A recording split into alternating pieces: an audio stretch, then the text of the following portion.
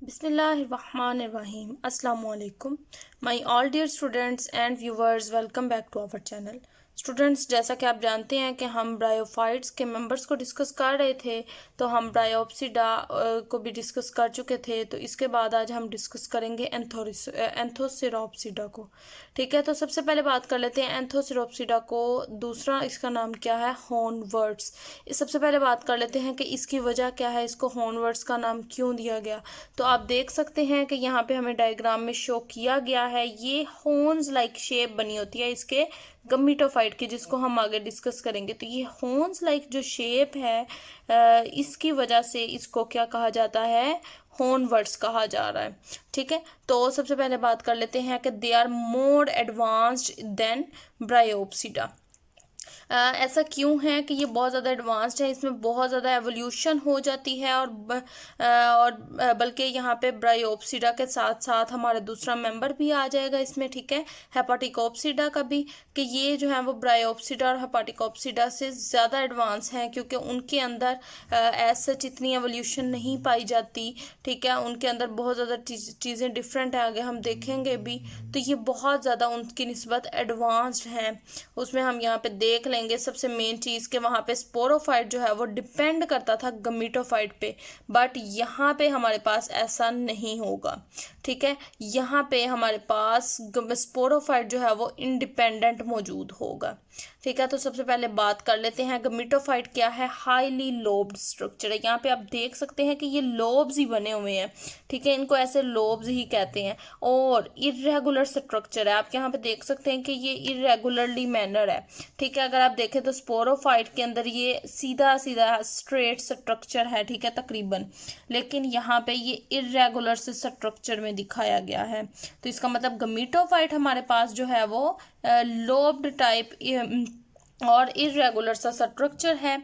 ठीक है, लेकिन अगर हम स्पोरोफाइट की बात करें तो इसके अंदर ये फर्स्ट मेंबर है एंथोसिरोप्सिडा ऐसा जिसके अंदर स्पोरोफाइट जो है हमारे पास इंडिपेंडेंट स्ट्रक्चर है। ठीक है, यानी कि ये डिपेंड नहीं करता गमीटोफाइट पे, एक्सेप्ट इन अर्ली स्टेज। सिर्फ अर्ली स्टेज पे जो है वो डिपेंड कर रहा है, वैसे ये गमीटोफाइट के ऊपर डिपेंड नहीं कर रहा। ठीक है, क्यों? क्योंकि इसके अंदर स्टोमेटा मौजूद हैं, ठीक है, और क्लोरोप्लास्ट मौजूद हैं जो कि फोटोसिंथेसिस कर रहे हैं। ठीक है, तो फोटोसिंथेसिस न्यूट्रिशन के लिए ही बेसिकली चाहिए होता था ना हमारे पास स्पोरोफाइट। तो यहाँ पे स्टोमेटा और क्लोरोप्लास्ट मौजूद हैं फोटोसिंथेसिस के लिए। और दूसरी बात कि यहाँ पे क्यूटिकल प्रेजेंट होती है और वैक्सी क्यूटिकल प्रेजेंट होगी। ठीक है, फॉर वाटर कंजर्वेशन, यानी कि ये जो है वो वाटर लॉस को रोकती है। ठीक है, वाटर जो लॉस हो रहा होता था बॉडी से, स्किन से, वो यहाँ पे क्यूटिकल की प्रेजेंस की वजह से नहीं होगा। ठीक है, तो वाटर भी कंजर्व हो गया। स्टोमेटा, क्लोरोप्लास्ट जिनका मेन फंक्शन ही फोटोसिंथेसिस होता है, वो खुद खुराक तैयार कर लेते हैं, लिहाजा अब उनको गमीटोफाइट पे उनको डिपेंड नहीं करना पड़ रहा। ठीक है, तो इसी तरीके से ये स्पोरोफाइट जो है वो इंडिपेंडेंट हो गया, बट इन अर्ली स्टेज जो है वो डिपेंड करता है गमीटोफाइट के ऊपर। ठीक है, नेक्स्ट देख लेते हैं एंथ्रीडिया एंड आर्चिगोनिया। एंथ्रीडिया और आर्चिगोनिया जो है वो पार्शियली संकन इन गमीटोफाइट। ठीक है, कि ये इस तरीके से अगर हम इसके अंदर स्ट्रक्चर के अंदर देखें तो यहाँ पे गमीटोफाइट और एंथ्रीडिया और आर्चिगोनिया इस तरीके से इनके अंदर हमारे पास पार्शियली संक होते हैं। ठीक है, इस जगह पे इस तरीके से हमारे पास एंथ्रीडिया और आर्चिगोनिया जो है वो धन से हुए होते हैं। संकन का मतलब होता है धन से हुए होना। ठीक है, तो वो गमीटोफाइट के अंदर पार्शियली जो है वो संक हुए होते हैं। ठीक है, आगे बात कर लेते हैं मेरिस्टेमेटिक टिश्यूज़ की। मेरिस्टेमेटिक टिश्यूज़ क्या होते हैं? ये डिवीजन ऑफ सेल्स करते हैं, ग्रोथ करते हैं। ठीक है, तो ये कहाँ पे मौजूद होते हैं? At the junction of foot and spore producing region. ठीक है, फुट और स्पोर प्रोड्यूसिंग रीजन। अब यहाँ पे आप देखें तो हमारे पास ये यहाँ पे फुट दिखाया गया है। ठीक है, ये आपको पता है कि ये लास्ट पोर्शन जो होता है वो स्पोरोफाइट का वो फुट होता है, और यहाँ पे ये हमारे पास स्पोर प्रोड्यूसिंग रीजन है। तो इन दोनों के मिड में, यानी कि ये इस जगह पे हमारे पास क्या मौजूद होगा? यहाँ पे हमारे पास मेरिस्टेमेटिक टिश्यूज प्रेजेंट होते हैं जो कि डिवीजन्स करते हैं, और यहाँ से फिर हमारे पास एडिशन ऑफ सेल्स होती हैं और फॉर्मेशन, और ये क्या करते हैं?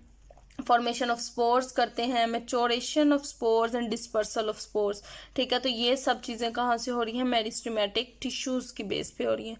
ठीक है, मेरिस्टेमेटिक टिश्यूज़ जो है वो formation, maturation and dispersal of spores कर रहे होते हैं। ठीक है, और ये इस जगह पे मौजूद होते हैं। और इनका इसके बाद हमारे पास क्या होता है, अगर हम बात करें तो स्पोरोफाइट जो है वो survive after the death of gametophyte, कि अगर गमीटोफाइट का डेथ और डिके हो भी जाता है उसके बावजूद स्पोरोफाइट जो है वो सरवाइव करेगा। ठीक है, उसकी वजह क्या होती है, ये जो करैक्टर्स हमने पढ़े हैं, ज़ाहिरी बात है अब स्पोरोफाइट के पास हर चीज़ मौजूद है। ये एक्चुअली ये मेरिस्टेमेटिक टिश्यूज़ की वजह से भी स्पोरोफाइट जो है वो लेंथ में इंक्रीज होता है। ठीक है, अब ये इस तरीके से यहाँ से ये देखें आप, यहाँ पे अभी भी गमीटोफाइट से आपको लेंथ ज़रा स्पोरोफाइट की ज़्यादा ही दिखाई गई है, और ये स्ट्रेट स्ट्रक्चर ये स्पोरोफाइट है।